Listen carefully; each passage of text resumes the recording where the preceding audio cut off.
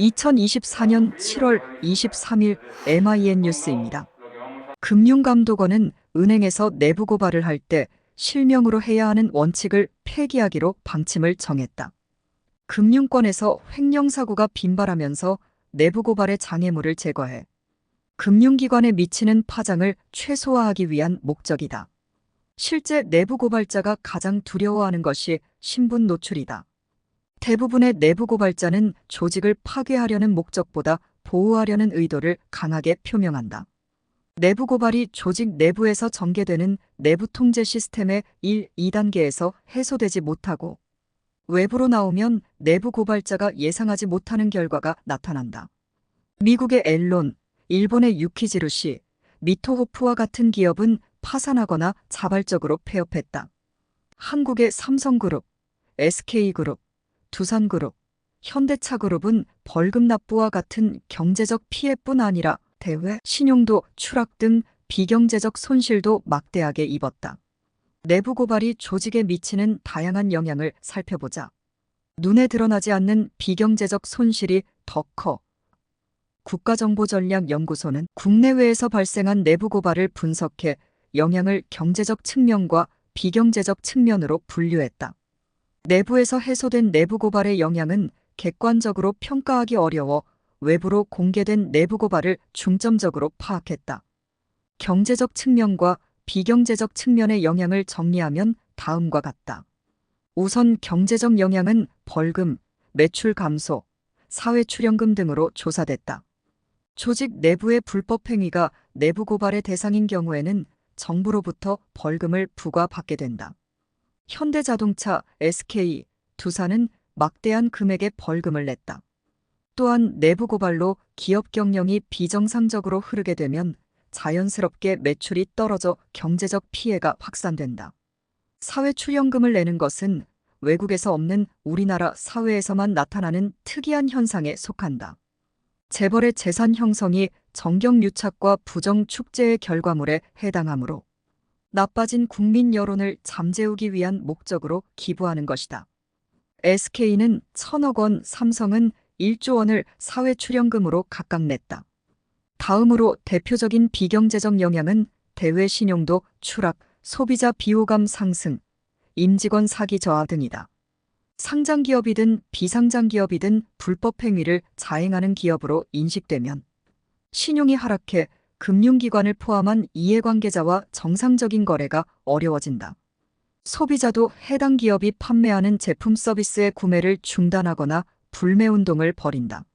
소비자가 단체 행동을 단행하기 쉽지 않을 경우에는 시민단체가 기업 비판을 주도한다. 우리나라 시민단체는 1970-90년대 부패한 정권재벌과 투쟁하면서 성장해 여론을 어떻게 흔들어야 하는지 잘 안다. 내부 고발로 부도덕한 기업이라는 인식이 확산되면 임직원의 사기가 떨어진다.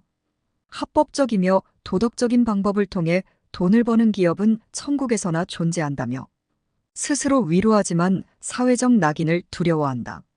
우리 사회의 이른바 왕의 행실이 나쁘더라도 신하는 충성을 다해야 한다는 논리로 조직의 충성을 강요하는 악습도 남아있지만 21세기에는 더 이상 통용되지 않는다. 종합해보면 자본주의 사회에서 경영자는 기업을 통해 더 많은 돈을 벌고자 하기 때문에 큰 손실을 입히는 내부 고발을 두려워하게 된다. 경제적 피해는 쉽게 파악이 가능하지만 비경제적 손실은 외형적으로 잘 드러나지 않아 고민이 커진다. 현명한 갈등 관리를 통해 기업 성장 유도해야 내부 고발은 필연적으로 조직과 조직 구성원의 변화를 유도한다. 조직이 내부 고발을 통해 성숙해질 것인지 아니면 파멸의 길로 접어들 것인지는 경영자가 내부 고발을 대하는 태도에 따라 결정된다. 국정연이 내부 고발에 대처하는 경영자의 의지가 어떤 형태로 드러나는지 분석한 결과를 보자. 내부 고발이 발생하면 경영자는 대체적으로 조직 내부에서 배신자가 나타났다며 분노한다. 조직 내부의 문제를 파악해 해결하기보다는 배신자 색출에 전력을 다하는 경향이 나타난다. 어찌되었건 경영자의 의지에 따라 내부 고발은 전혀 다른 두 가지 양상으로 전개된다. 먼저 경영자가 내부 고발의 내용을 분석해 경영 개선 조치를 내리면 긍정적인 결과를 도출할 수 있다. 단기간 실적 달성에 급급해 뇌물을 제공하는 관행이 있었거나 비용을 줄이기 위해 품질 관리를 부실하게 하는 기업도 적지 않다. 2003년 독일 자동차 제조업체인 폭스바겐은 공급 유용과 횡령을 내부 고발로 적발할 기회를 놓쳤다. 경영자가 불법 부당한 경영을 해소하기 위해 노력하면 기업 내부의 건전한 비판 문화가 형성되면서 조직의 경쟁력이 제고된다. 미국 정부는 중앙정보국, 국가안보국, 연방수사국, FBI와 같은 정보기관의 내부 고발자를 조직 수호자로 추켜 세운다. 따라서 한국 정보기관이나 권력기관에서 빈발하는 공금유용 횡령 사건이 거의 발생하지 않는다. 미국 CIA가 부패해 망한 소련 국가보안위원회보다 우월적인 경쟁력을 유지할 수 있었던 비결이다. 다른 사례는 경영자가 내부 고발자를 색출해 처벌하기로 마음을 먹었다면 조직 내부는 불신이 팽배해져 정상화와는 점점 거리가 멀어지게 되는 경우다.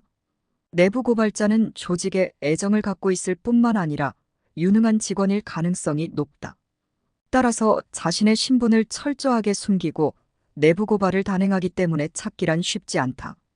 2003년 SK와 2006년 현대차에서 발생한 내부 고발은 회장까지 구속시켰지만 내부 고발자의 신원은 곧바로 밝혀지지 않았다. 내부 고발자를 찾기 위해 다양한 방식을 동원하면서 조직 내부의 불신 풍조가 만연해졌다는 소식이 외부로 알려졌다. 일부 대기업은 내부 고발자를 찾아 응징했으므로 조직 경쟁력을 오히려 높였다고 착각했을 수도 있다. 표면적으로 내부 고발을 경험한 삼성, SK, 현대차 등의 실적이 나쁘지 않기 때문이다. 하지만 이들 기업이 100년 기업으로 살아남는다고 판단하기 아직 이르다.